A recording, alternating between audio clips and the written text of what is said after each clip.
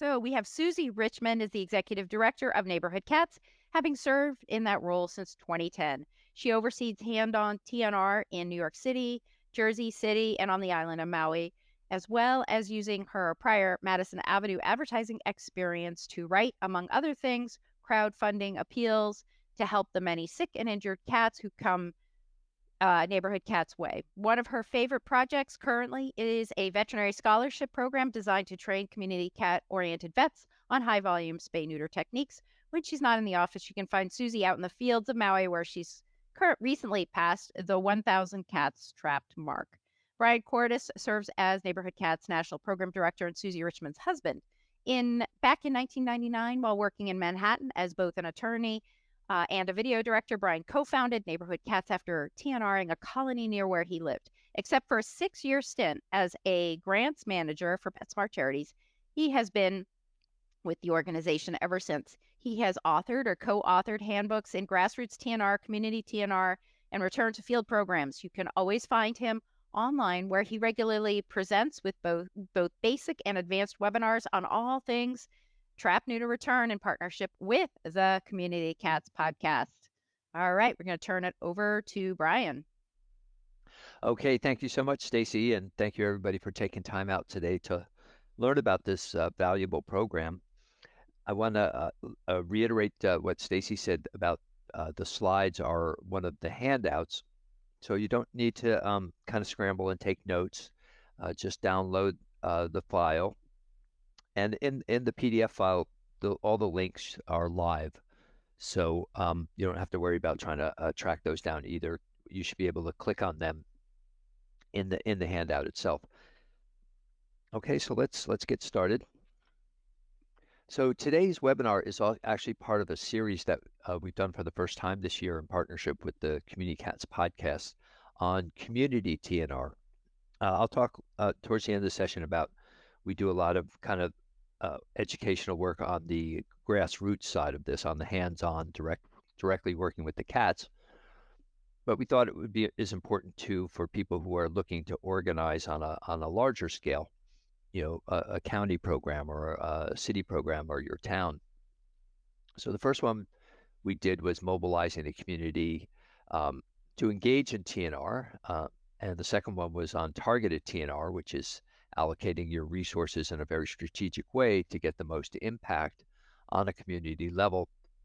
Both of those are recorded, and if you click on the YouTube links in this slide, it will take you to those sessions. You can also always go to the communitycatspodcast.com's Community Cat Care Training and Education page to find these and find the links. So today's our third in this series on return to field. So it's really, the idea is that when your ideal community TNR program is going to have all three of these elements going on at the same time. And towards that, another one of the handouts is a book that I wrote on. It's called Community TNR Tactics and Tools, published by PetSmart Charities. So if you're interested in also reading about these other parts of a community TNR program and how return to field fits in, just have a look at that book.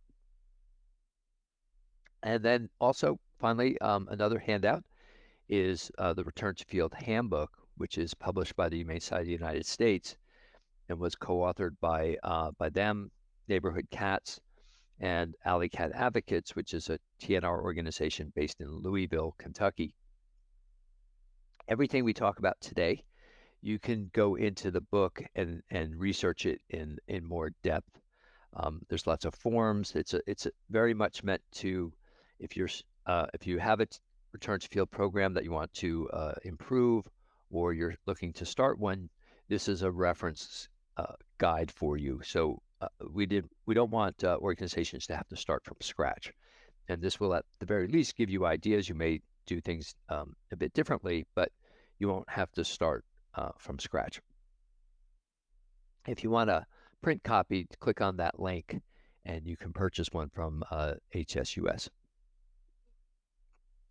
Okay, so before we get started into return to field, I think it's important to define terms, because so we all know what we're talking about. So what do we mean when we're talking about a community cat? Well, generally they're free roaming and they're unowned in any kind of traditional sense of ownership. So uh, socialization, what's important to understand is that their socialization level can range from very friendly to extremely feral. So that's why the term community cat came in, because gee, when I started, we used to just call them all feral cats, and then the field kind of learned over time that a lot of them aren't feral, or that feral is really not a black or white thing, that there's a continuum of behavior. So community cat came to be the favored term. Um, these cats are often part of a colony, um, and we define a colony as a group of cats who share a common food source and a common territory. So what is return to field? Well, this graphic just shows it real simply. You have, if you start on the upper left, you've got your community cat who's roaming around in his territory, unaltered. Somebody traps him, and when it comes to return to field, that's usually somebody who um, is not particularly fond of the kitty, or does for some reason does not want the cat at that location. It's not if somebody is looking to trap the cat, get the cat spayed or neutered, and then return him to his location, we would describe that as your traditional trap neuter return effort. Return to field is a bit different because the people who are bringing the cat in um, are not particularly interested in the cat coming back, or don't really care one way or another. So the cat is trapped and brought to the shelter either by a private citizen or perhaps an ACO. Now, it traditionally, if this cat was feral, unsocialized, or if the shelter was too crowded, then euthanasia was the outcome. With return to field, instead, there's a further pathway, which is the cat is spayed or neutered, given a day or two to recover, and then driven right back to where he came from. And you can see now he's ear tipped and he's released back into his territory. And the criteria for this, we'll talk about that in more detail, but basically, if the cat is healthy and appears to be thriving in his territory when he came in, then the cat is placed back. Obviously, if the cat is sick or there's extenuating circumstances that would make it too dangerous at that location, then the cat is not returned. But if he was thriving and he was doing well, even though we can't identify who's feeding him, we know he has a food source, and we trust that most likely he'll continue to do well if he's put back there, but now at least he won't be reproducing. So the origins of this program go back to 2008 with a group called No More Homeless Pets that operates a high volume spay neuter clinic in Jacksonville, which you can see on the upper right of this map of Florida. And what happened there was the head of First Coast No More Homeless Pets met with the head of the local animal control agency, which operated the municipal shelter. And in order to promote the practice of trap neuter return, the First Coast No More Homeless Pets person, who his name is Rick Ducharme, he asked the head of the animal control agency if he could be alerted when ear-tipped cats were turned into the municipal shelter, so they would have an opportunity to return them to their colonies. So that helps promote trap neuter return, because people know if they get their cats fixed and ear-tipped, if they ever end up at the shelter, they're going to have an opportunity to get them back. So the director of the Jacksonville agency thought about it, and he came back with an offer to let First Coast take all the community cats, not just the ones that were ear-tipped, have them spay neutered and return them to their original territories. And that was a little overwhelming, since they were taking in about 14,000 cats a year. But Rick was up for the challenge and accepted it, and Return to Field was born. Here's what it looks like, and this is why has become such a popular program. You can see in the year before Return to Field began, they were taking in the blue bar close to 14,000 cats and euthanizing over 11,000. So fast forward to 2014, and they're taking in just under 6,000 cats and euthanizing several hundred. So really just an incredibly dramatic reduction in both intake and, most importantly, as you can see in euthanasia, from over 11,000 to probably less than 500. And another interesting thing about this graph is if you look at the green bar, the red being euthanasia, the green bar are the number of cats who are being returned to field. And you could see in 2008 that if you look at the difference in the drop in euthanasia from 2007 to 2008, pretty much equal to the number of cats who were returned to field in 2008. That green bar makes the difference. And then going in 2009 was the first full year. So they had about 5,000 cats returned to field. And then every year after that, it started going down. So it was a very successful program, not only in lowering euthanasia, but in sparking TNR activity in the community and teaching the community that fixing community cats is the way to manage this, not by dropping them off and euthanizing them. And eventually there were fewer and fewer cats that had to be returned to field. So what are the benefits of this program that we've, now that we have, several years of experience with it? It having, well, let's see, about, I guess now since about 15 years, but it's really become much more popular, I would say, in the last 5. So we know you're going to have lower euthanasia, right? Because every cat that is put back out there is, not every cat, but most of them probably would have been euthanized in a more traditional system. So that frees up resources to use, because euthanizing cats is a pretty expensive program if you're doing it on a very large scale.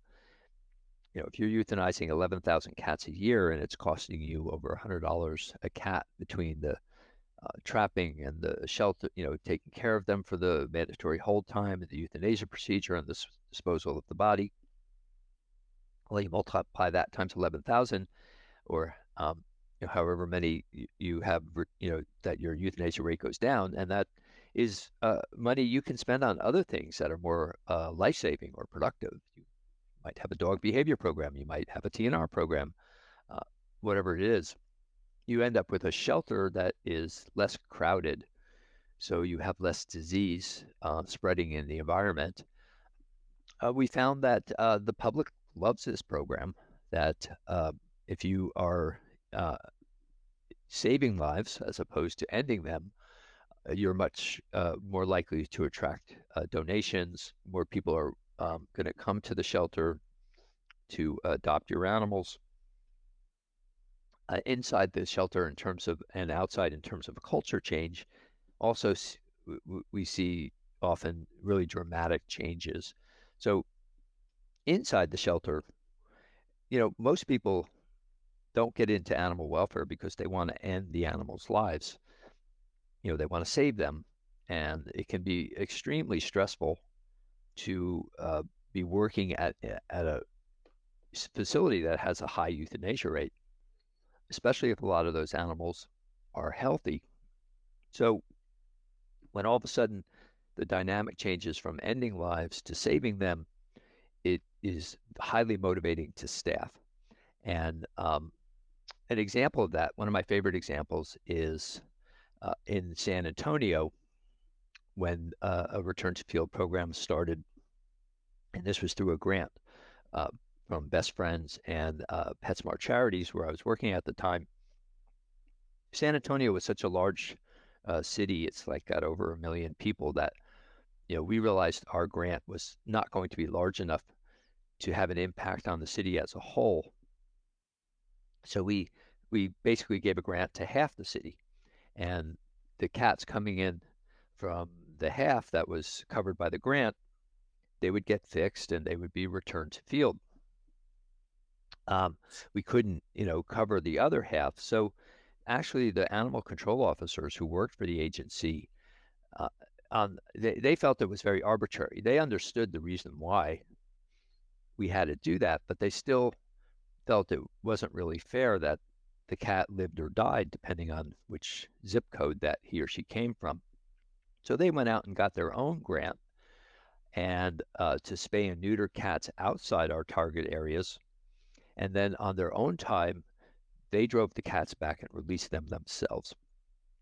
So in another shelter in Albuquerque, there was a staffer who was responsible for the euthanasia of the cats, and she had stuck with it for many years through pretty tough times in terms of how many animals were dying. And when the return to field program started, she asked if she could come along for the release of the first cat, and of course they said yes.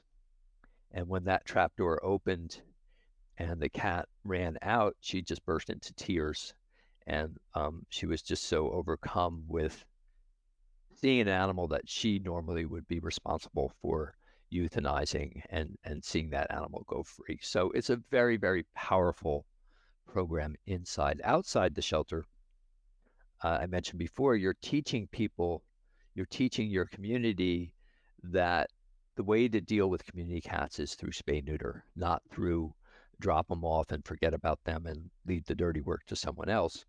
And eventually that becomes the norm. It takes time, but as we saw in Jacksonville, as the return to field program went on, the number of TNR surgeries rapidly rose. The data showed that. I forget the exact numbers, but it went something from like maybe 1,000 to 10,000 over the course of several years as people kind of latched onto the idea of spay neuter. And then, of course, there's always the thing that nobody likes to talk about, which is when when a cat is trapped, they tend to act feral, whether or not they actually are, unless they have a significant cooling off period, which is often not something that's possible in a high volume, high euthanasia environment. So we're probably euthanizing any number of pets. But with return to field, you eliminate that risk. You put them back in their territory, and they have an opportunity to go home.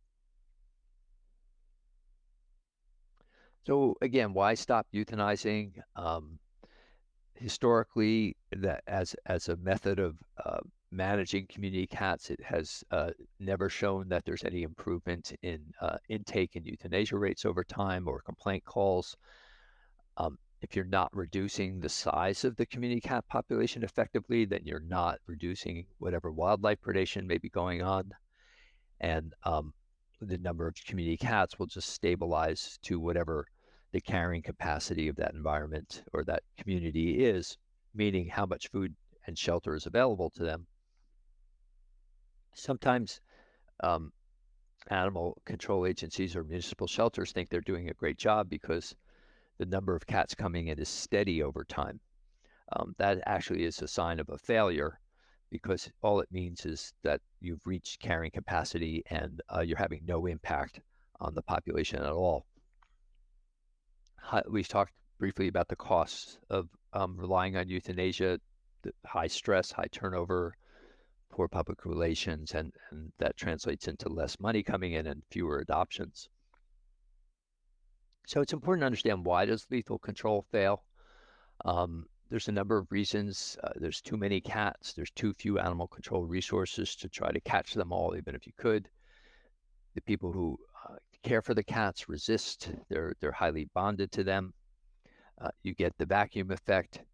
And if you don't capture all the members of a particular colony, then you're going to end up with just the same number of cats eventually because you have the same amount of food and shelter available. So this concept of the vacuum effect is really important to understand the futility of trying to euthanize your way through a community cat overpopulation issue. So I wanna go over that in a little bit of detail. So let's say we have a colony of 10 cats who are living in the behind or in the parking lot of a grocery store. And every day the grocery store puts out a certain amount of garbage.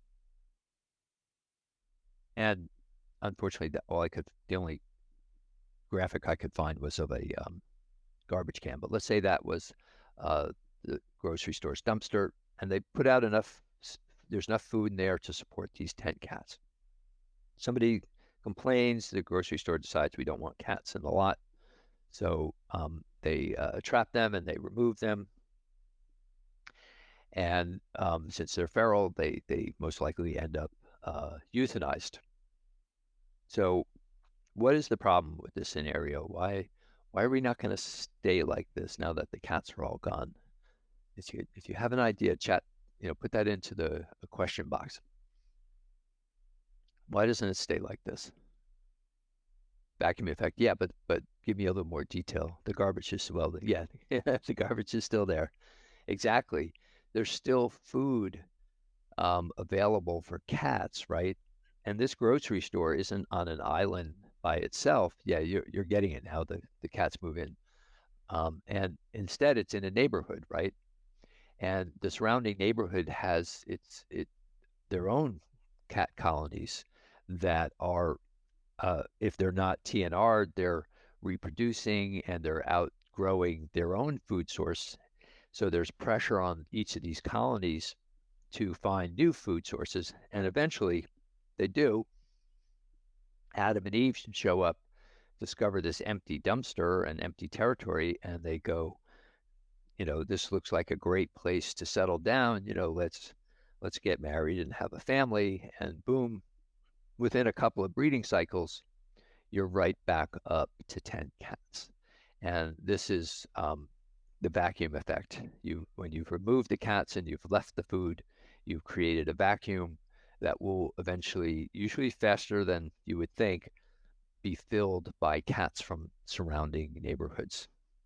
Now, there's a way out of that, and we go into that in depth in the targeted TNR webinar, which you can watch for free. And the basic idea is that you don't remove these cats, you spay and neuter them, and then you also TNR the surrounding neighborhoods.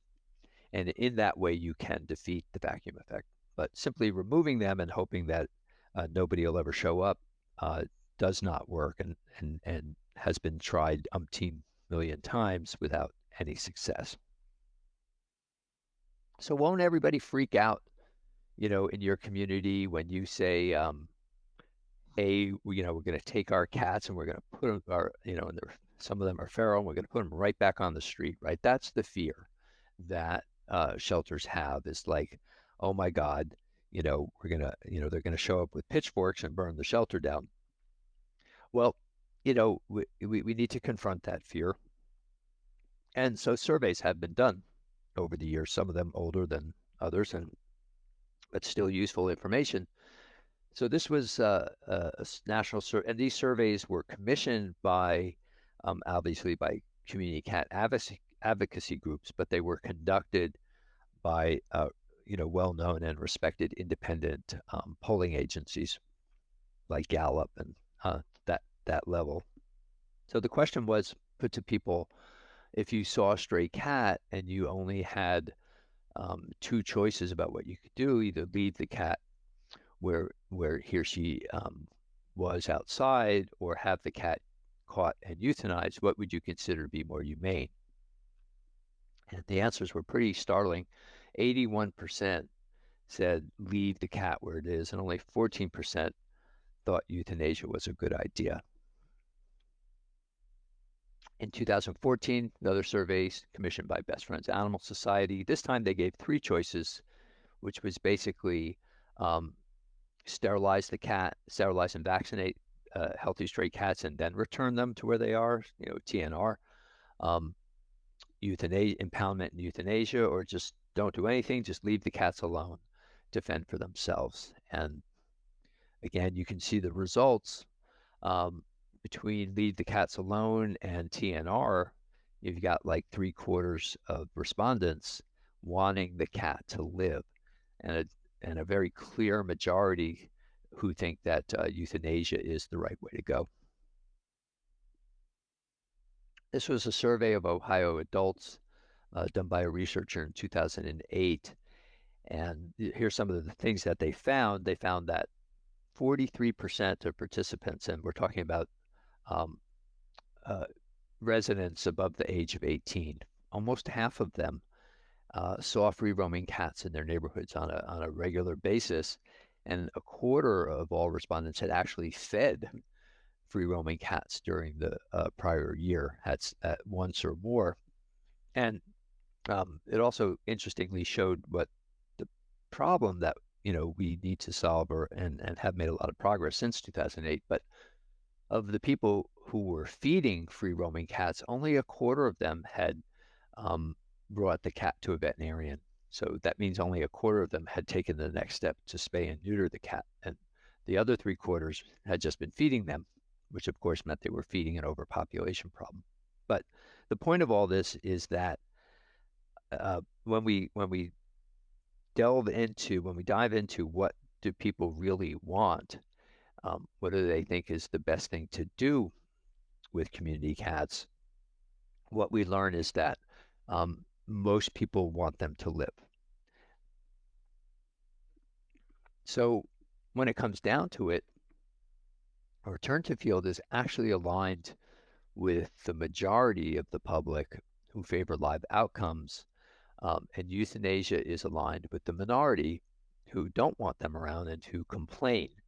And I think that's the key element, that the key factor to really identify here, which is if you're sitting in an animal control agency's call center, or you're at the shelter, and you're hearing from the public, who's calling, right? Is it the people who, when we're talking about community cats, is it the people who prefer the cats to be, is anybody calling up and saying, hey, I've got a stray cat in my backyard. I put out some food occasionally. I enjoy having him around. Thanks so much for leaving him alone.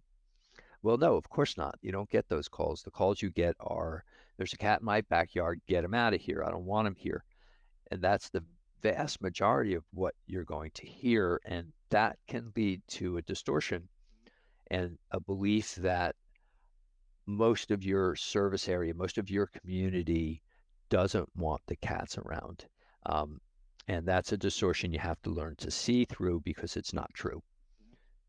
Because what these surveys suggest is that for every one person who calls you up and says, I don't want the cat around, there are 3 or 4 people in the community who have no problem with the cat being there. You're just not hearing from them. So, what are some of the fears of doing return to field that I think every new program has to face and is concerned about? So I think the number one is that since somebody brought the cat in who probably doesn't want the cat around, they're going to harm the cat if you put them back. And it's an understandable fear, but there's no empirical data to support it. We have not come upon a program yet that has documented a significant increase in animal abuse or cruelty or deaths of any kind associated with a return to field program. In Jacksonville, the seminal RTF program, they had this fear too, like everybody does. So I believe it was the first 6,000 cats that they released, they microchipped them because they wanted to see, are we going to find a lot more DOAs? Are they going to be, we're going to be finding cats that were abused in some manner that were connected to the return to field program? And after the 6,000 cats, they didn't find anything different. So they stopped. They actually at that point stopped microchipping. Hopefully they've resumed it, because we have learned there's a lot of value to having microchips in community cats. Allows you to track their history, connect them with a caretaker, things like that. With caretaker with respect to TNR, not so much with return to field, but with return to field, sometimes you can tell, if a cat came from another location, and just gives you lots of clues about their history. So I digress. I'm sorry, but so yeah, it's a fear. And does it mean that you're always wrong about that? No, I mean, sometimes there will be abuse. And one of the things we'll talk about in the second half of today's presentation is, how do you learn to identify those relatively rare but not, non-existent situations where there really is a threat to the cat's safety? And that has a lot to do with the information you gather when the cat comes in. And if you identify a situation, maybe there have been poisonings in the area, maybe the person bringing in the cat has been suspected of animal abuse in the past, things like that, then you have to find a different outcome. Um, but the vast majority of these cats are not going to be placed at additional risk by putting them back where they were doing well. So another fear is, well, people are going to complain to your municipal officials. They're going to call up their city councilman or the mayor's office, and they're going to say, I brought this cat in, and now he's back, and what are they doing over there? And I'm not, why are my taxpayer dollars going to, causing me more problems? And um, the fact is, yes, people will complain. Those people who that minority who supports euthanizing community cats are not going to like it when the shelter is no longer a dumping ground for cats in their area. So it's important that you educate your public officials about. Doesn't mean you need their approval necessarily. Depends on if you have a contract with them and what that. Usually the contract only covers dogs, and the shelters are free to make whatever policy they want about cats. But you still want them to know what you're doing and why, even if they don't fully support it, so that when people do start calling, they're not taken by surprise. Um, so, and I would say, my most persuasive argument when it comes to public officials about this program is, um, if there is any tie to taxpayer dollars, then the municipality and the shelter has a responsibility to use those dollars effectively and wisely. And there's nothing effective or wise about continuing a failed policy. If taking cats in and euthanizing them is not reducing the number of calls or the intake of cats or in any way showing improvement in the problem and the overpopulation issue, then you're just throwing good money after bad if you continue with this. So this program has been shown to have benefits. It doesn't make everybody happy, which no program ever will, but it's worth a try to see if something will work. So the more that policymakers understand what you're doing and the more they have your back, the easier it's going to be for you. Now, how about the fear that cat owners won't get a chance to reclaim their pets who get turned into the shelter? Well, unfortunately, the fact is that on average, only 2% of cats turned into shelters are ever reclaimed. And if you put them back in their territory, they have a far greater chance of returning home. And then obviously, if you euthanize them, then they have no chance. So that's really not. Now, if there's some indicia that, there's some indication that the cat is owned, like the cat has, a collar or is chipped to somebody, then obviously you hold them and try to reunite them. But we're talking about, a lot of cats, free roaming pets do not have any form of identification on them.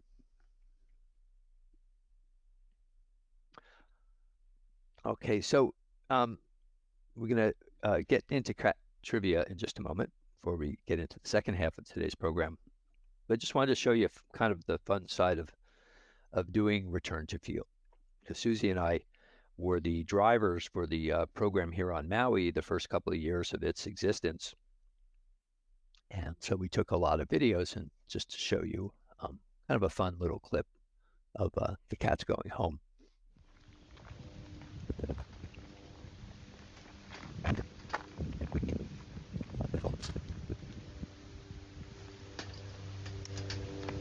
buddy. You're home. You excited? Your turn.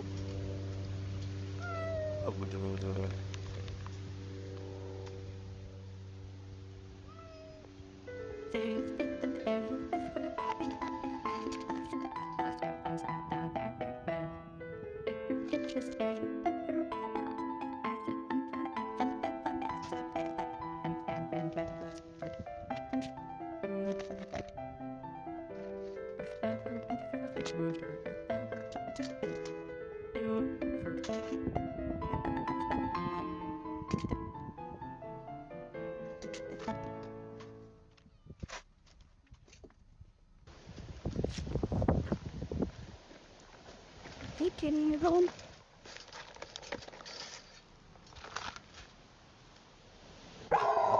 Where'd he go?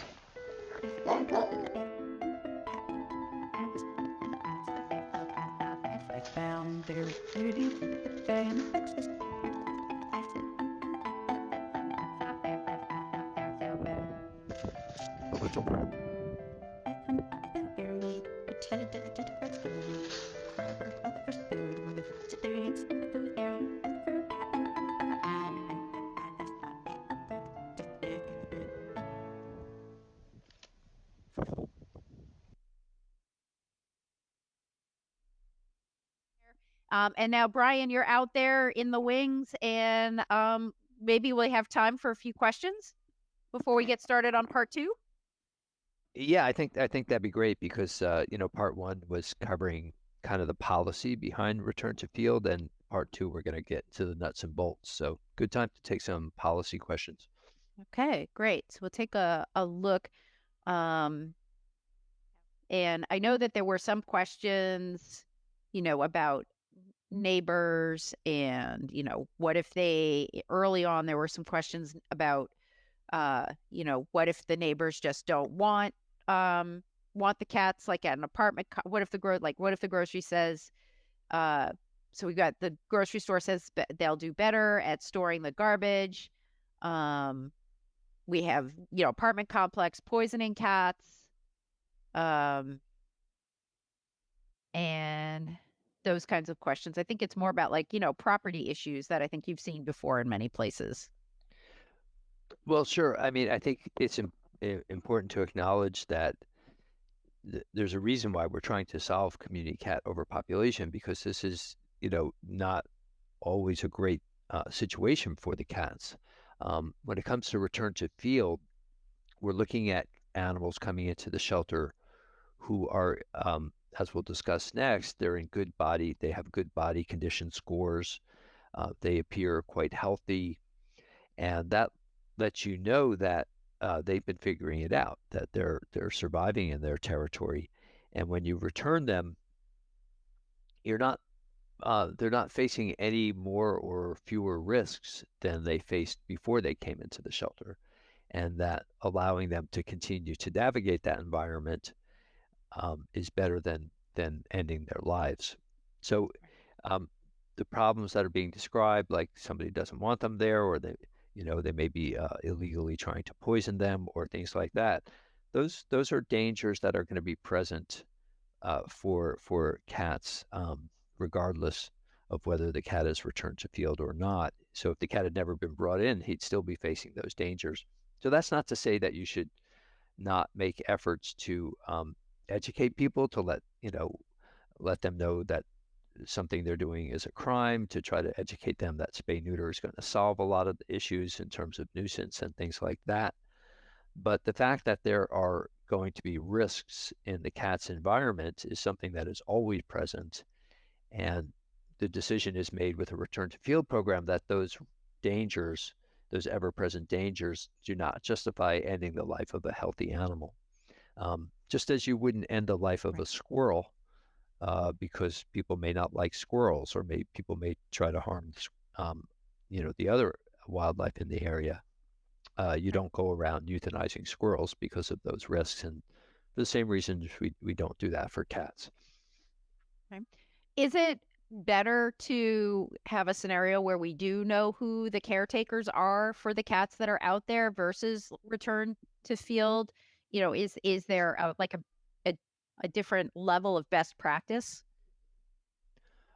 Oh yeah, yeah. If you can identify a caretaker, that's great, because then you have somebody to work with in the community. You can try to work through any issues. If the cat comes back, into the shelter again, you know who to call. But typically with return to field situations, it's not the caretaker bringing the cat in. The caretaker probably wouldn't trap the cat for the purpose of surrendering them. So you don't usually have that information. I, I mean, if the shelter has the staff, um, I mean, you can go return cats to a community and then start knocking on doors and trying to gather information, and perhaps you'll be able to identify who the feeder or multiple feeders are. But usually those types of manpower resources don't exist. Right, right. I mean, I would say I think that like if you're going to do a targeted project, the more as much information as you can get, the better, because obviously this targeted area has an impact on the intake in the shelter in your local community. So to be more intense with your resources makes sense. And then I think of return to field more in a more diffuse way. And that's Hmm. sort of like the spread that like we spray it all around. And that's like what we do to in where it's more scattered and less focused, but yet still impactful, but a different type of impact. Yeah, you're impacting with return to field, you're impacting euthanasia. But we will talk at the end of today's presentation about how you can combine return to field with targeted TNR to kind of get the best of both worlds. Right. Right. And there are a few questions here and then we'll get going again about, how does the public handle the thought about potentially returning friendly cats? Do we return friendly cats? How do we determine it's not an abandoned cat that needs rescue and adoption? So you may be talking about that in the second half too, accessing, eligibility and that kind of thing. But that is a hot topic, it seems like, out there in the audience. Oh yeah, absolutely. We will touch upon that. But uh, I can just tell you that. So Neighborhood Cats is we're involved in return to field programs, and in one, because of the kind of the legal uh, situation in the community, we're the ones who decide ultimately whether cats go back or not. And um, we will return a friendly cat if there's evidence that that cat belongs in that community and has been there for a while and has a lot of support because that's their home. If we are uncertain about whether a cat is abandoned or not, or we feel like it's an unsafe situation, then we will defer that cat for adoption. So basically, what it comes down to for us is every cat needs to be individually assessed. What do you know about the circumstances they're living in? What were the circumstances that about them being surrendered to the shelter? Uh, what can we tell about their sociability level, about their health? And then an individual decision is made for each cat. So it's not a black or white thing. It's not like, oh, every cat that's 4 months old goes back, or we never return friendly cats, or we always return friendly cats. It's always a cat by cat assessment. And I think that's not doing that is where return to field programs can go wrong. But we'll talk about that in more detail. Excellent. All right. Well, Brian, on to part two. Okay. So again, we're going to get into the nuts and bolts, and then we'll talk a little bit about, like I mentioned, about how do you combine return to field with TNR to have the most impact. So this is the kind of flow. This slide shows you the flow of a return to field program. The cat comes into the shelter, and that's when you have your greatest opportunity to gather information about that cat. Um, how do you talk? Talking return to field. How do you explain to the people who are bringing the cats in that we call them finders is the technical term for the person who found the cat and brought the cat in. And it's also important to understand that finders may have multiple motivations. They may dislike cats and want to get them out of their backyard. On the other hand, they may uh, see a stray cat and think this cat needs help, so I'm going to bring him to the shelter. There may be, multiple reasons why people surrender cats. So then once the cat is in the system and you've gotten all the information you can, you have to assess eligibility for the program. If they're going to be in the program, of course, you have to keep them somewhere in the shelter. Then you have the surgery. There's the return of the cat, and then there's what do you do with, how do you deal with issues that come up after the cat is returned. So we're going to go over each of those topics. So this is really just a crucial stage when the cat is first brought in, and it's really important to train your staff to be able to gather as much information as possible, because that's the moment that is, you may never see the finder again, the person who brings the cat in, or get an opportunity to talk to them. So you have to have forms and questions and know what you need before they show up. And that's in the Return to Field Handbook, you'll find some sample questionnaires that you can build off of, and they should be standardized, and everyone who deals with intake should have that right there ready to go and run down the list of questions. So the things you're going to want to know that are crucial are the location of origin. Where did this cat come from? Now, sometimes what will happen at intake is people will look at the finder's driver's license and write down their address, but that may not be where the cat came from. You want the finder's address for sure, their residential address, but you have to specifically ask them, is this where you trapped the cat? Because it may have been somewhere else. Also, if they're having trouble identifying a specific address, then you want to go quickly to Google Maps and work with them to pinpoint exactly where the trapping took place. You want to ask about the cat's history. So, are they a recent arrival? Is this a cat that has never been seen before? On the other hand, is this a cat who's been around the neighborhood for years? Are they showing any signs of illness? Is that behind what brought the cat in? What is their behavior at the time of the capture? So, for example,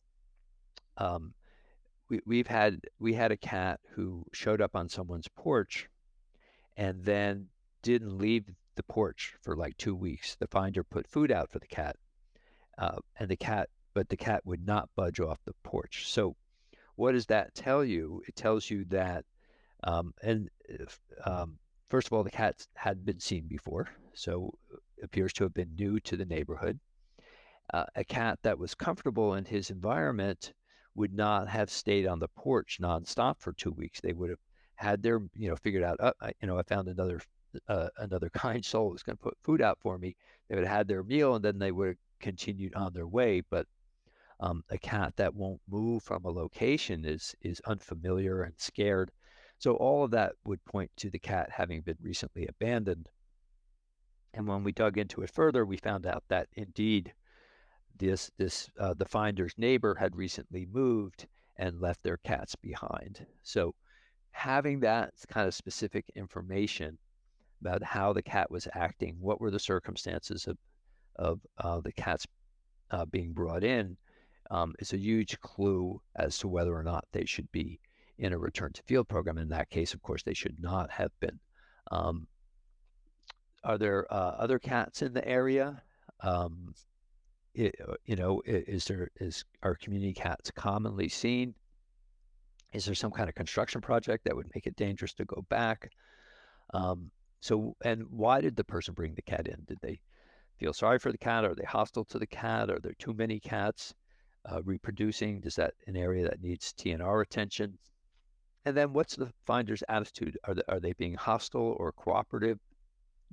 Again, there's often a common assumption that the person bringing the cat in hates cats, right?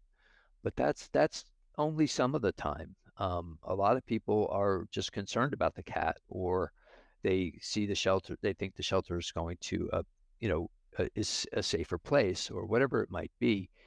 And when return to field is explained to them, they're fine with it. And sometimes they'll just pick up the cat and bring them back themselves. So this conversation needs to happen at intake.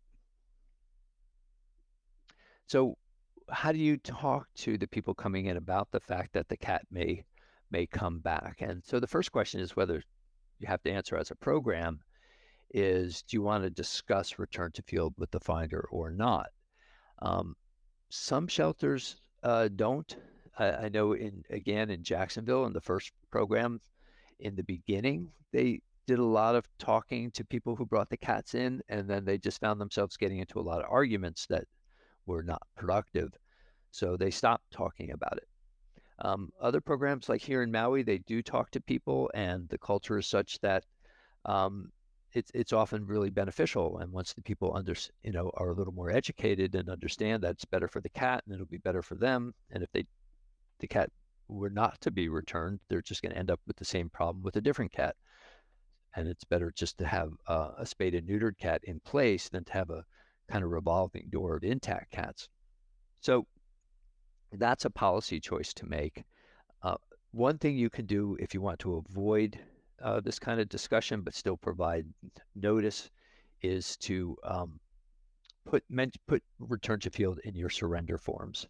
So almost every shelter has the finder sign a form giving the shelter legal custody and ownership of the cat.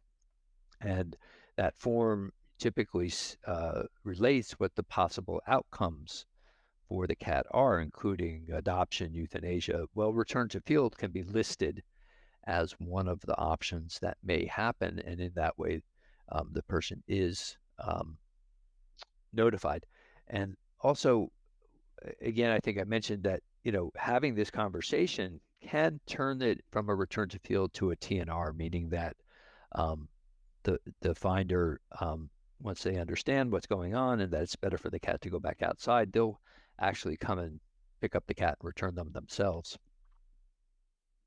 If there are specific complaints, like somebody doesn't want the cats in their backyard, well, then you have an opportunity to explain ways to keep the cats out, such as motion-activated sprinklers or ultrasonic devices, things that deter cats from entering certain areas. So a lot of shelters with return to field programs also have a nice stock of motion-activated sprinklers that they'll lend out. And usually after a period of time, maybe a month or two, the cats are trained not to come into the yard. So again, having that conversation creates opportunities, whether it's worth it or not is something that you'll have to decide as an agency. But I would recommend that you try it, and you might be surprised that it turns out well more than you thought it would. So then we get to, once you've gathered all the information, you need to assess whether or not the cat should actually be in a program. And first question is, who decides? Who makes that call? And it could be admissions. It could be the people who are actually taking the cats in. That really depends on who is on your staff. At a lot of shelters, there's a lot of turnover on the customer service side, the public-facing side, and it can be difficult to have somebody there who's adequately trained and experienced to be making these decisions. Now, if you've got somebody there who has those qualifications, then having them make the call on which route the cat's going to take can be very time efficient and save a lot of resources. But if you've got somebody who's brand new to animal welfare and has been on the job for 2 months and doesn't know a lot about cats, you probably don't want that person to be the decision maker. So what shelters often do is they have specially assigned staff. It might be the community cat coordinator or manager, somebody who is experienced, who will look over the information. So that's what Neighborhood Cats does in New York City. Will look over the information that the shelter gathers, ask questions, maybe get a behavioral assessment, things like that, and then make a decision. So, given our experience, we're probably in a better position to do that than somebody who's new and as a customer service representative. Some shelters actually will take a team approach. They'll have a veterinarian input. They'll have the community cat coordinators input, whoever has expertise to lend, and they'll make a group decision. That's a great approach, but of course it can be a lot more time consuming to do it that way, and an agency may just not have the luxury of that kind of thing. So you really have to decide what works best for your organization. When you're looking at the cat, him or herself, these are the things you're looking at.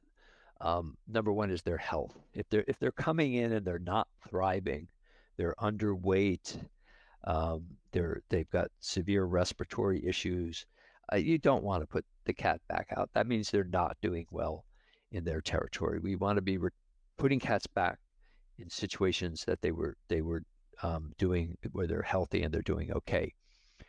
Do they have some type of disability that makes it more dangerous for them? That can depend a lot on the other factors, which is what are the circumstances where they live. They live in a nice, quiet suburban area with lots of trees and green lawns, or is it the back alley of a densely urban city where some type of disability might be, like missing a leg, something like that might be a real threat to them. Although always keep in mind that, if you have a three-legged cat who lives in what you think is a difficult area, but they've been there for 5 years, well, they're doing okay. They figured it out. So all these things kind of combine. Age, if the cats are young enough to easily socialize, then and there's any way you can fit them into your program, probably a good idea not to release them, but to put them out on an adoption track. But that really depends a lot on, capacity and things like that. Their temperament, if they're really, taking into account that almost all cats will appear somewhat, be somewhat frightened at first. Some of them won't be. Some of them warm up right away. But you need to give cats, if we're uncertain about a cat's temperament, we'll ask the shelter if they can hold them for a few more days and reassess their temperament once they've had a chance to calm down. Also, what was their behavior when they were outside? Were they very friendly with people? Did they keep their distance? So all these things kind of tell you whether this is a cat who should be put back outside. Also, the location of origin, as we've mentioned. Are there going to be any major pending changes? Is there a feeder who's brought the cats in because they're moving and nobody else, their food source will be gone? Or is there going to be major construction and the house they're living in is going to be knocked down? Or have there been repeated reports of poisonings in that area? These are all things you want to take into account. You also, at intake, it gives you a chance to assess the finder, because remember we talked about the fear that the cats will be harmed because by the people who brought them in. Our experience is that, the vast majority of people are not going to become animal abusers overnight because a cat came back outside. They're not cruel people. They, just for whatever reason didn't want the cat there. But if you get somebody who's really hostile and real, you're legitimately concerned that this could be a violent person, then you might not want to return them. But keep in mind that often people act that way because they're trying to intimidate you or bully you into thinking that the cat is, danger. So, somebody being angry by itself is not really enough to say, oh, this person is a risk. But sometimes there are indications that, this is not a good, this person could cause harm, but that's going to be pretty rare. What's the risk to wildlife? You don't want to put a cat back in a bird sanctuary. So that's a consideration in most cases that people are not going to be facing, but it's something to be aware of because once in a while that is a factor. And we want to be careful about that. You're not doing anybody, including the cat, any favors by putting them in an area where they're potentially going to cause harm, and it's an area that should be safe for birds or animals that might be otherwise threatened by predation. What's the likelihood the cat is owned? Again, that comes down to what were the circumstances that the cat was brought in, and are there other caretakers and neighbors waiting for the cat's return? Sometimes what happens is a cat is brought in, and then the people who've been taking care of the cat in the neighborhood, a true community cat who has multiple feeders, they get upset that somebody grabbed the cat and surrendered them, and they want them back. So that would have a lot to do with suitability for return. So then we get to what we were talking about before, which is friendly cats and kittens. So again, we go back to who is a community cat, and they're not all ferals. Some of them are very friendly in the field, but not so friendly when you take them out of their territory. Some of them have people who love them and have been caring for them, and they have quite a happy life as a neighborhood cat. On the other hand, some of them might be at high risk because they don't have the instinct to run away, and that could potentially, somebody wanted to do harm, they easily could. So the things to consider are, number one, what is the shelter's capacity for care? So you're not doing any of the cats a favor if you have a capacity for 100 cats and you've crammed 200 in there, because they're all going to get sick, and it's going to be very difficult to adopt them and things like that. So you have to be realistic about, if you think a cat, you want to not put a friendly cat back outside and you want to rehome them, are you able to do that? Do you have the capacity to do that in a way that's healthy and humane? And if you don't, then that's a factor that leans in favor of returning the cat. What's the cat's history, community ties? We've kind of talked about that. And as I said, what we recommend is an individual assessment of, what's the best available outcome for that cat, taking all these things into account: capacity for care, the cat's history, what are the known ties. Our default at Neighborhood Cats is, our presumption is that friendly cats belong in homes. And if we don't have evidence that the cat is doing well and wanted in the community, then we will not return the cat. So often these guys come in and there's very little history, and the finder just saw the cat for the first time, and all they can tell you is, yeah, I saw the cat sitting on this doorstep, so I picked him up and I brought him in. I don't know anything more about it. If we have no history on a friendly cat, we will not return the cat. But that has a lot to do with, capacity for care and, our individual assessments. So that's, it's a tough issue, and it's going to vary from shelter to shelter where you come down. But the thing that I really caution, where shelters get into trouble with return to field programs, is when they try to put it on autopilot. And they say, like, they have criteria like, well, if the cat's over 4 months old and he's in good body condition, the cat is going back. And there's no individual assessment made. It's just automatically the cat goes back. And then you're going to end up returning a cat who really shouldn't go back, and you're going to get into a lot of trouble. And that's what happened in San Diego at a shelter that returned a very friendly cat who really, the circumstances were not favorable, and the cat was adoptable, and there was space at the shelter, but they kind of had this autopilot rule that, if the cat came from outside and he's healthy, he goes back outside.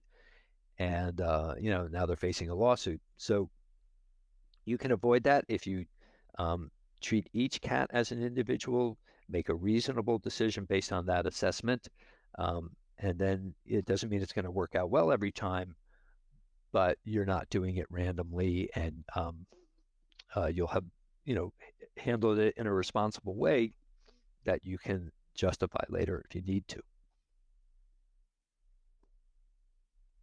Hey, how do you house these cats? Generally, you want to keep them, once you've determined they're going to be returned to field, you want to keep them separate from the general population, especially from dogs, who can really, kind of make them nervous and frightened, just the sound.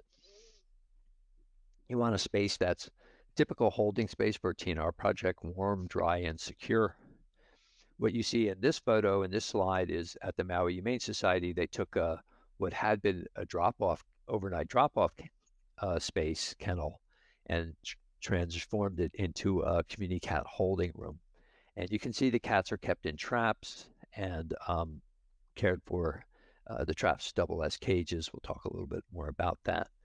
And you want it, if you can, to be, if you have an on-campus clinic, you don't want the housing to be inconvenient, so somebody has to travel, walk up 3 flights of stairs or something like, or down, something like that, have it so it's easy to get to the clinic or to wherever, a van can pull up, something like that. Think about those logistics.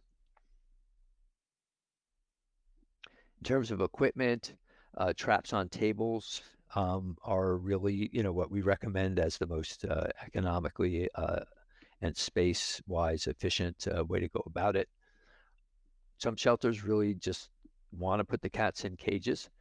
If you do, your best piece of equipment is what's called a feral cat den, and you can see it inside the cage here. The dens have what are called porthole doors on their sides, and you can reach in with like a broomstick or something, and you can open and close that side door without opening the cage door.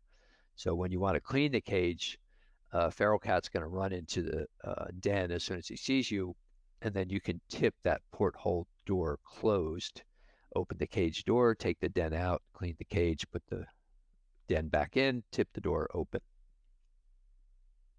Another factor that's going to determine is what's the length of the stray hold where you are. If it's like 10 days or something like that, then maybe you want to use cages for these guys and not. But if it's only like, if there is no stray hold or it's a short one, then we recommend you just leave them in the traps. Just an interesting issue about stray holds, and in the state of Arizona, they actually passed a law exempting return to field cats from stray holds because they recognized it's, one of the things you want to do is with a return to field program is get the cat in and out as quickly as you can. That maximizes the efficiencies of space, reduces the health risks.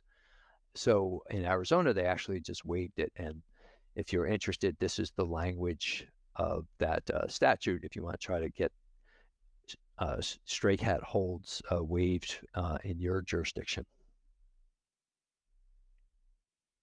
So if caring for cats in traps, you need traps that are at least 30 inches in length that have a sliding rear door. You need trap dividers, which is what you see, those little pitchfork-looking things in this slide, sheets to cover the traps. And there is a video on our website. If you click on that link or you follow that path, there's a short video that demonstrates exactly how to take care of a cat in a trap. And believe me, we've done it with thousands of cats. And if you're keeping in there for like 3, 4, 5 days, it's perfectly humane. And actually, if you take a feral cat and you put them in a big cage, they're gonna and you put a cardboard box in it, they're gonna spend the whole time in the cardboard box looking for a place to hide. They're actually much more comfortable in a good-sized trap with a sheet over the top of it. You want to keep track. This is an example of a form, and you can see how it's tied in a plastic sleeve to the front of the trap, so it always travels with the cat. So you're welcome to copy this and adapt it for your own. Again, you'll find examples in the Return to Field Handbook. Surgery. Again, as I mentioned, the faster the cat cycles through your system, the more benefit there will be to the shelter. So what shelters do when they have the resources, like a clinic on campus or a good relationship with a high volume clinic, is they give priority to the return to field cats. So you don't want them sitting around for days waiting for surgery. they come in on Tuesday, you want them fixed on Wednesday and back outside on Thursday. Standard is spay, neuter, ear tip, rabies vaccines, where that's legally required. Other optional treatments are FVRCP vaccine, parasite medications, possibly dentals, treatment for injuries or illness. It's important to recognize this may be the only time this cat is in front of a veterinarian, so the most you can do is great. On the other hand, if you're dealing with a high volume of cats and you're stretched for resources, if you just do the standard, that's still a huge benefit for the animal. Typically, recovery time is overnight, especially if you're dealing with a highly skilled surgeon who makes very small incisions for the spays. So we get to the point where the cat is going, has been fixed and is now going back out. The first question about the returns is, who does them? There isn't a right or wrong answer. It's just something you have to decide. You can have shelter staff doing the returns. You can have animal control officers. You could have just shelter volunteers, or you could have a partner or a group. So at the Maui Humane Society for a couple of years, the shelter handled the intake, they handled the spay and neuter surgery, and then neighborhood cats handled the returns. That after a while, they decided to hire their own staff because we wanted to do other things besides return cats all over the place. Excuse me.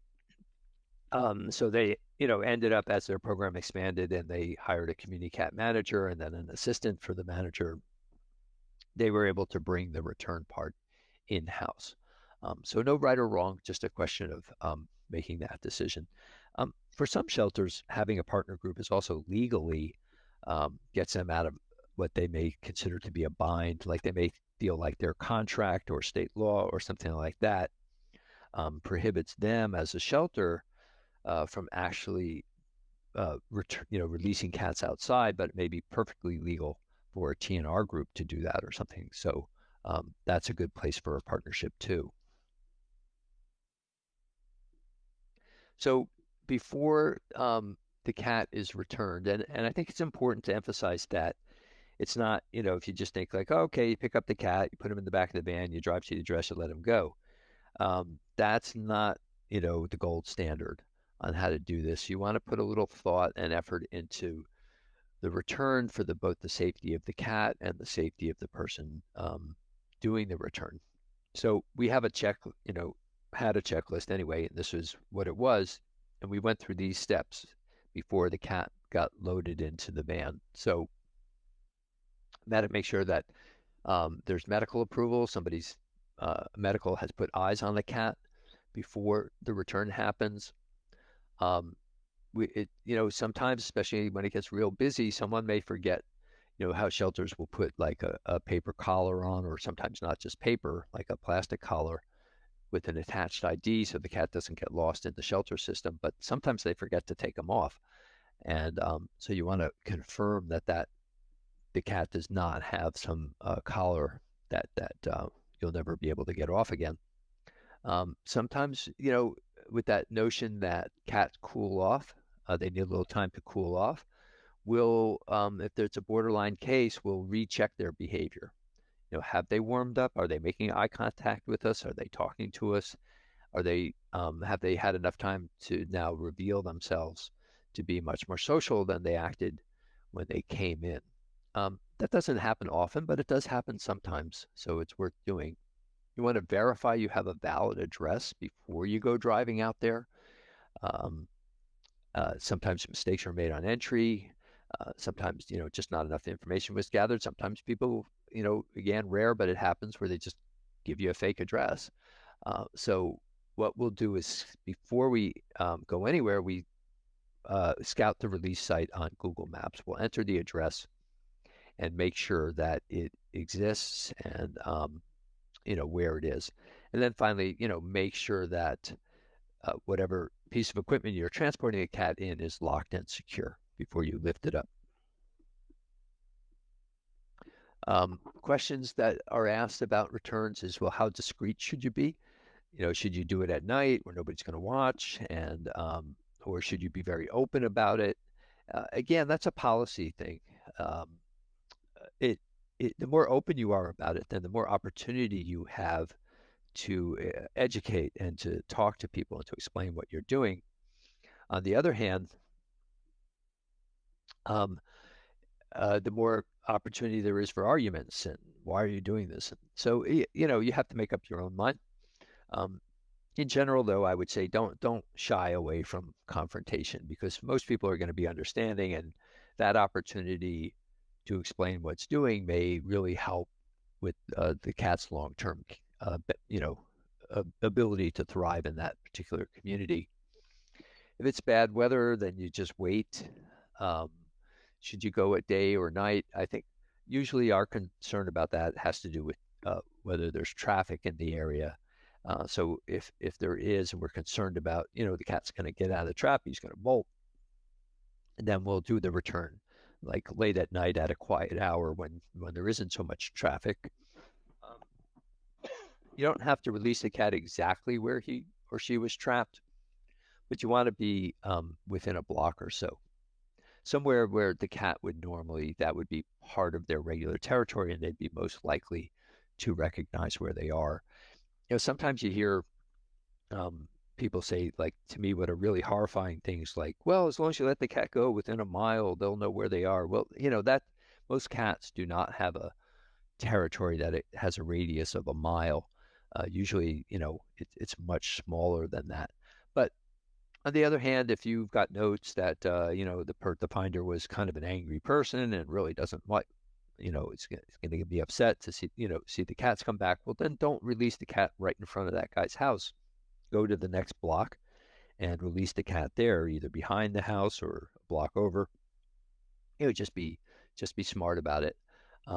Should you if there is a caretaker in one of those situations where the people bringing the cats in are actually, pretty okay with it, then you want the caretaker present if the cat is younger and has probably a much smaller territory than an adult. Um, Certainly, if you're thinking about returning like a mom and a litter of kittens or something like that, and sometimes that's a reality in really high volume shelters in the middle of the summer where they just have no space. That can be done if the caretaker is there. You don't want to take chances with a with a litter of kittens or even a 12-week-old. If you can have the caretaker there and they can point to you exactly where a safe place is to release them. Be aware of public versus private property. You want to be doing most of your releases on public property unless you have permission to be on there. You do get into these kind of semi-public situations sometimes with like a mall's parking lot or an apartment complex. You just have to kind of take it case by case. But to the extent you can release a cat on public land, that's just safer for you. We talked about kittens and caretakers being present. What if you are confronted? Uh, you know, I have a 3-step process I always talk about in our TNR workshops about dealing with confrontation. And step number 1 is just to listen. Just let the people vent. And then if they say something that's reasonable, like, I can't sleep at night because these cats are, keeping me up and fighting all night, then express empathy. Just say, yeah, that's not a good thing. I wouldn't want to be woken up every night either by cats.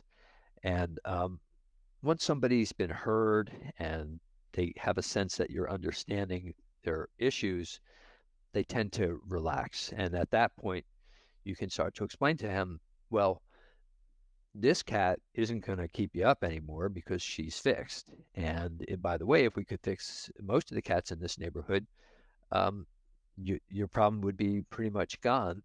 And by the way, if we were to take them all away, then you would just have a new crop of cats, most likely, who would just cause you the same problems. And so, again, an opportunity to talk.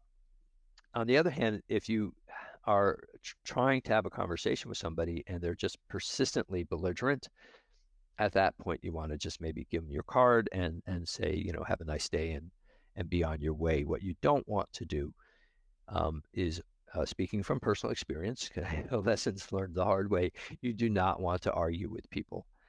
It gets you nowhere. It threatens the cat's well-being, and it may threaten your well-being. So you have to learn to deal with, be smart about it when people confront you and they're upset.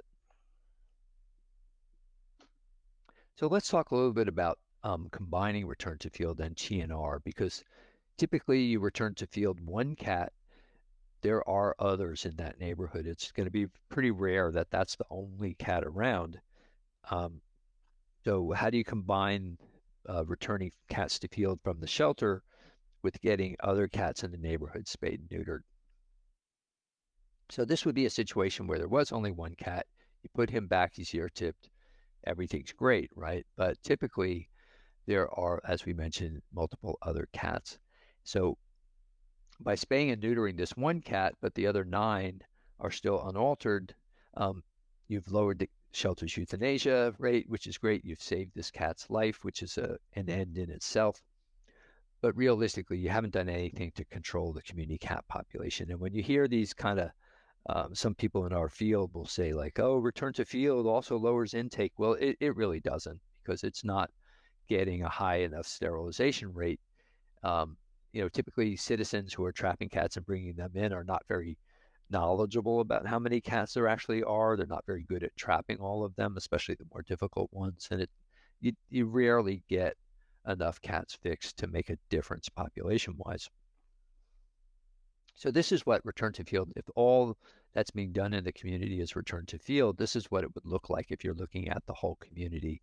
You would have groups, colonies of cats scattered throughout, and individual cats here and there being fixed, which is, as I say, which is a goal in itself, because these cats are alive now and they're not, they weren't euthanized at the shelter.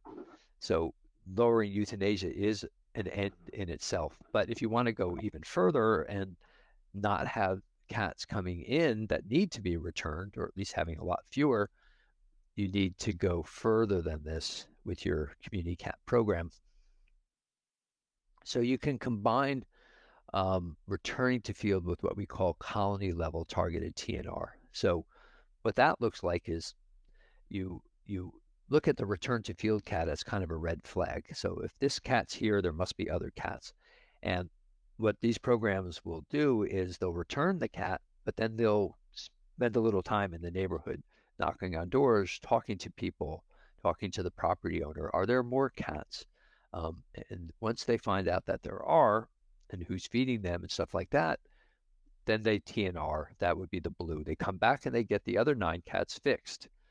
So now you've calmed down the situation. Now you've eliminated this as a source of cats coming in who might need to be returned to field. Remember in that Jacksonville program, how the green bar went down over time and fewer cats needed to be returned to field. That's, to me, is the sign of an overall successful community cat program. So this, on a community level, is what combining return to field with that red flag approach, where you use the return to field cat as a sign to go find the other cats in the area. So you'll have different colonies of cats throughout that are now under control and sterilized. Now there's another way to do that, to combine TNR and return to field, which has to do with doing it on a community level. So we go over in our targeted TNR workshop how it's more efficient to TNR in one, use all your surgeries in one part of the community, rather than, it's great to have colonies that are at high sterilization rates, but as their colony size goes down, you may be getting migration from non-TNR colonies that are adjacent to them. So like in our grocery store example, if those cats had been TNR'd and so all 10 of them were returned, but then 2 years later or 3 years later, there were only 6 or 7 of them left, and there's still enough food for 10, then there's going to be pressure from the colonies that were not TNR'd nearby to fill in the gap, right? and the cats that are there aren't going to be too resistant as long as there's enough food for everybody. So the way you avoid that is by TNRing the whole area. So you can, in this scenario, you continue to return to field any cats that come into the shelters, but instead of targeting the colonies they came from, you decide where's our most, where would be the most impactful area in our community to target, and you do all the TNR there. So same number of surgeries, but you don't tie them to return to field cats, you tie them to that particular section of your municipality. Again, we have the targeted TNR workshop that goes into this in great detail. And this is a program that PetSmart Charities did with Best Friends. And this was the research study that was published by Dan Spearer and Peter Wolf. And we had 6 shelters. You can see them up on top, 6 municipal high intake, high euthanasia shelters at some point. And we did this combined return to field with follow-up TNR trapping. And you can, and over a period of 3 years, and you can see that it had a pretty dramatic impact when you combine all 6. Intake dropped by about a third, and euthanasia overall dropped by 83%, and that's on average. So it's a very successful program to return to field the cats and then to follow up with trapping and spaying and neutering the rest of the cats, either in the immediate area where the cat was trapped or in a high intake section of the community. This is Albuquerque, which was one of the first cities to embrace this combined RTF and TNR program. And again, what's you can see is 2010 was the year before the program began. It started in 2011. And you just see this gradual drop in the red bar, right, which is euthanasia. But what's also fascinating is you also at the same time see a gradual reduction in the intake as well as in the number of cats being returned to field, although we kind of ran out of data in 2015. But to me, that's a very successful community cat program. You're not only lowering euthanasia, you're lowering intake and reducing the number of cats that have to be returned to field. I mentioned before that we also have a kind of colony level grassroots series with the Community Cats podcast. We have trapper tips and tricks, which are the more advanced training for trappers. We have a whole webinar on the drop trap. Both of those can be seen on YouTube. Just click on the links or go to thecommunitycatspodcast.com. We have one coming up in November on colony caretaking tips and tricks. Again, that's a free webinar and you're welcome to register for it. And I think I've mentioned a couple times, maybe we have our monthly certification workshops on, kind of basic training for trap neuter return. The next one is on October 7th. There's a $10 fee, and you can register by just clicking on the link on this slide. And that's where we go over the basics of trapping and how to prepare the community and all that good stuff. Okay, so at this point, Stacy, we can take questions. Super. Excellent. Yeah, we have about 7 minutes. I wanted to mention that if your organization is also interested in sponsoring that $10 fee for your volunteers, we do have a collaborative partnership with organizations. And so, we can do a code and then we bill you. But we want to encourage, your organizations to be able to sort of pre-introduce your volunteers to the concept of TNR, because some people will go through and they're like, oh, I didn't realize you have to have a car, or I didn't realize the cat can sometimes go crazy in the trap, right? I didn't realize, you actually need to bend over and pick up the trap, and you've got to make sure that the door doesn't fall open or whatever. So, it's okay in this world. People have their own volunteering needs. I will never be caught bottle feeding a neonatal kitten at night. It's just not in my wheelhouse. But I think it's helpful for folks to go through the virtual session, and then they can decide whether this is something they want to pursue with your organization or not. And it helps give them a step, and then you can personalize it to your own organization. So we have probably about a dozen groups that participate with us in that way, including municipalities. We do have municipalities who do that also. So anyway, but just reach out to me if you are interested in doing that. We actually have also some groups that buy one of our T-shirts, and they make their volunteers wear the T-shirts too. So to identify themselves as being part of their organization and a certified trapper, which is kind of interesting too. Brian, can we go back? I have one question. I'm going to play a devil's advocate with you. Can we go back Sure. to that Albuquerque slide? I think it's 3 slides back. We absolutely can. If you can, that would be great. Thank you. Super. So one question I get a lot from folks is, you're looking at what is that 2010 to 2016, and you're seeing all the numbers go down, which is all great. It's this beautiful romantic picture. Is the behavior at that front door or when people reach out about cats in 2010, was the behavior different than in 2016? Because we're hearing a lot about shelters just saying, we're closed, capacity for care is full, we can't do this. There's just like, it seems like, are we talking apples to apples from 2010 to 2016, or was there a behavior change? Yeah, you always want to look at, uh, well, if we're talking about what's the size of the community cat population in that community, you can't necessarily get a read on that only through shelter data, because there's a lot of things that could influence shelter data. Like you say, they could change their hours, they could change their policies. During COVID, a lot of shelters really closed their doors. So that can be a very difficult way to assess community cat populations, but it's a very easy way to assess what's going on in the community, right? But in this particular case, I know for certainty that from 2010 through 2014, that the shelter, because that was the grant period, that the shelter policies did not change, that these results were directly attributed to the combined, what we call the Community Cat Project, the combined Return to Field and TNR program. Right.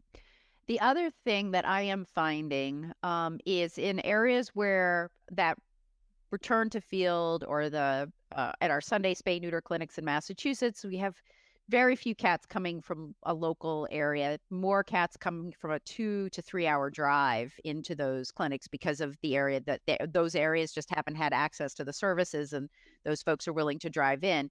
However, in the areas that are still close to that clinic, we do have a pretty high volume of folks taking advantage of owned affordable spay neuter services.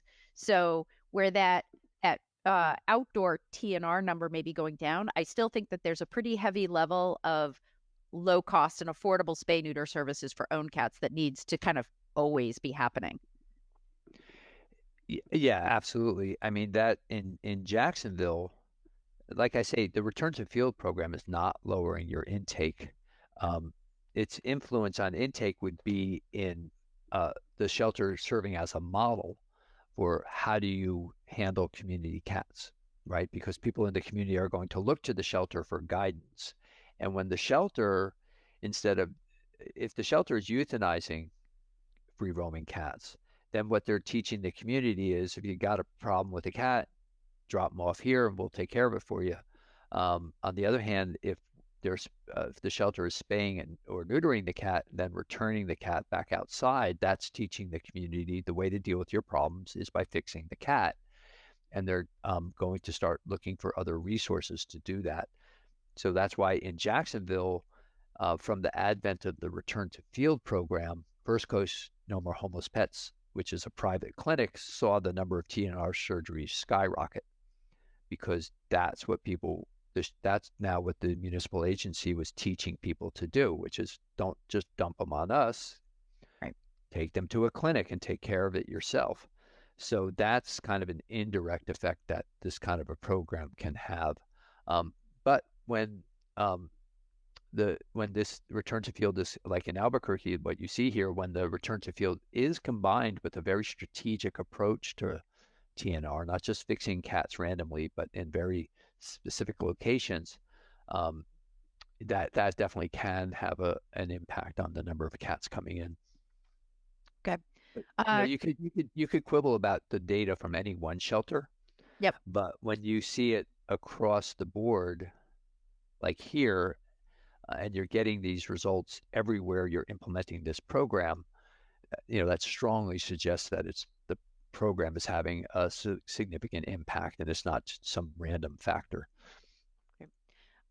I know it's 4 o'clock, but I have two follow questions. I can't decide which is more important. So one Ask is them both. an We'll take both. organization said they've stopped giving FERCP. Why isn't it important for the health of the community cat? And then also, I know your slide did not mention microchipping. So that's the first question. The second question is just folks are asking about update on Maui and the cats. Oh, sure. Well, FERCP, I think, what a lot of people don't realize is there has been research done on the effectiveness of one shot, and it's by Dr. Julie Levy, and she's shown that it is months later, the one shot has still significant positive impact on the cat. So, if you can spare a cat down the road from developing rhinotracheitis or some type of viral disease, that's great. It's not usually standard, but there's a strong movement now led by the academic veterinarians like Dr. Levy to make it part of the standard protocol.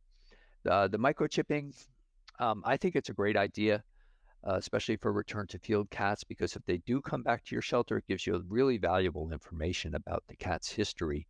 And it wasn't standard for a long time because it was felt like the cost that money was better spent on more spay neuter. But now the cost is so low, it's come down so much that I think it's still optional, but a very good idea. As far as what's going on in Maui, it's kind of like a good news, bad news situation where, it's like the devastation. We work in the burn zone every day, Susie and I. We're in charge of coordinating the rescue and recovery of all the animals that are in there, and it's 5.5 square miles. And when people first got in there, the thought was nothing could have survived this. I mean, you literally have that community burnt to the ground. But what we learned is what happened was the cats, they ran into the storm drains. They got under the fire. And then after the danger was past, they started coming out, and we're finding the good news is there are hundreds of cats that have survived. And so, it's become a struggle about, well, what are you going to do with them? They can't really stay there on a long-term basis.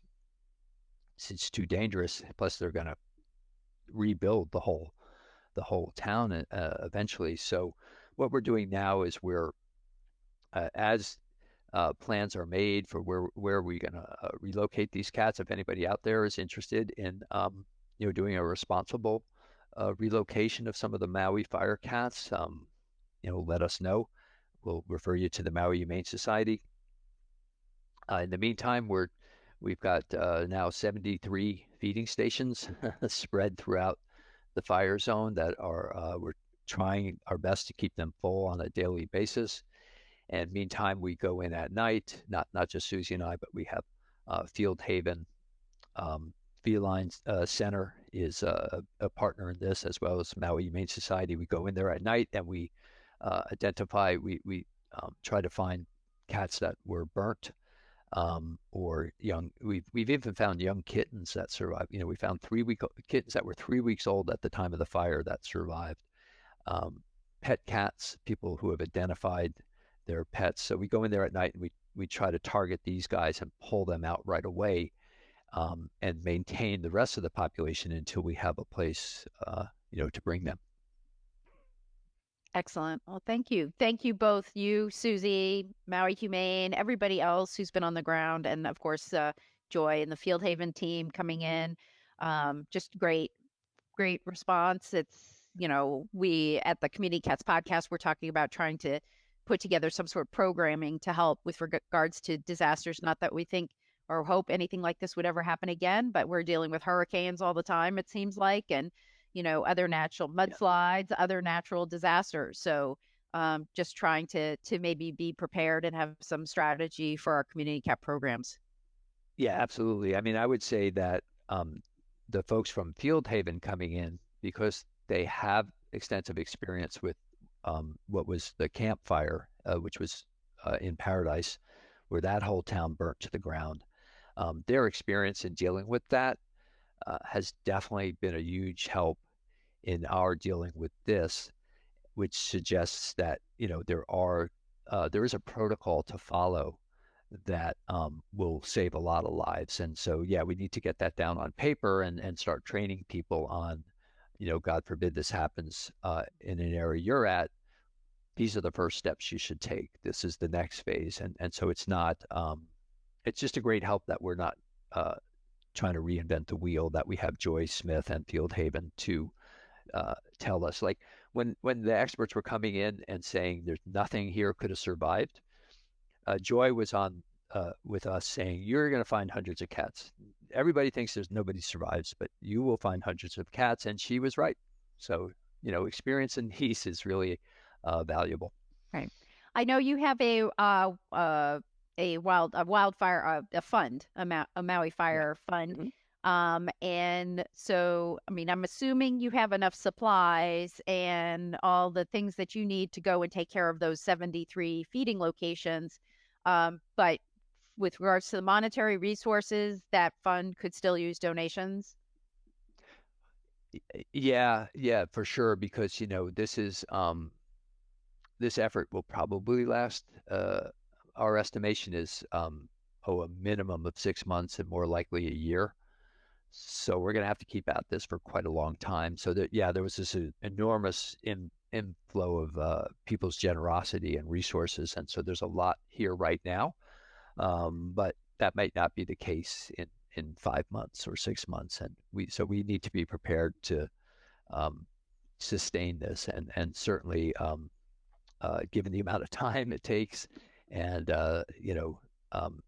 whatever financial support we can get is a huge help.